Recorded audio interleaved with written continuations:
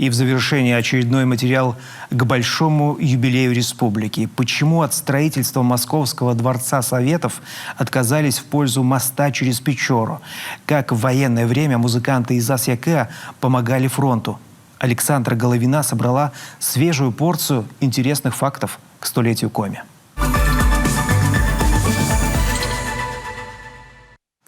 Мост через реку Печору построили в конце 42-го. Мало кто знает, что для этой переправы специально демонтировали и перебросили конструкции строившегося тогда в Москве Дворца Советов.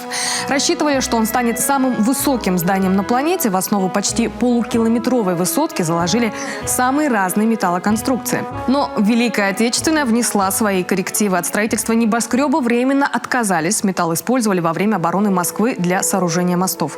Часть конструкций досталась и нам. Железнодорожный мост через Печору стал одной из целей для германской авиации. В устье реки появлялись немецкие подводные лодки. В небе над тундрой – вражеские бомбардировщики.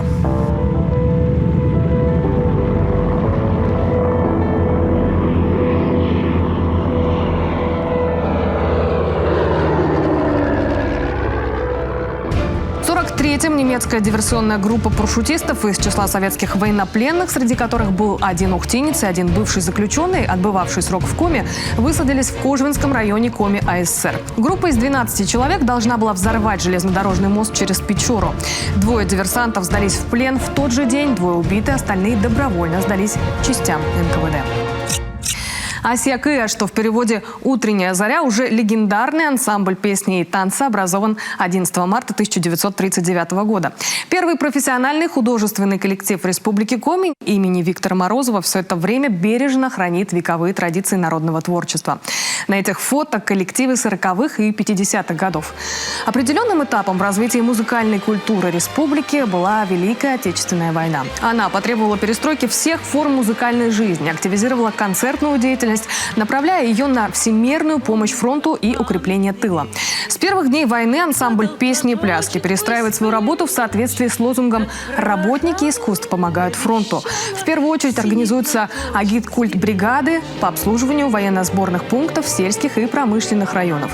Репертуар ансамбля песни и танца Коми АССР, в составе которого произошли значительные изменения в связи с мобилизацией на фронт мужчин, был созвучен военному времени.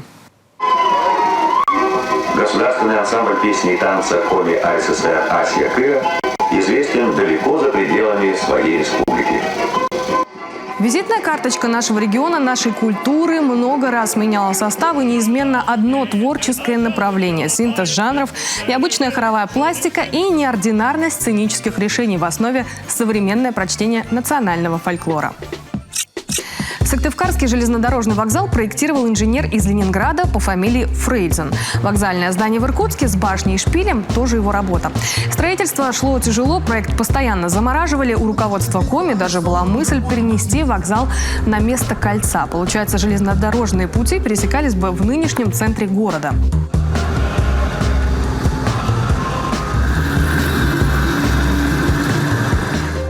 Председатель Совета министров Коми АССР Зосим Апанев взял ситуацию под контроль. В 1964 году железнодорожный вокзал торжественно открыли.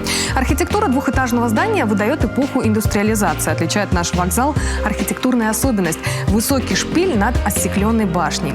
За прошедшие годы здание практически не изменилось. Фасад немного обновили, но цвет и форма остались теми же.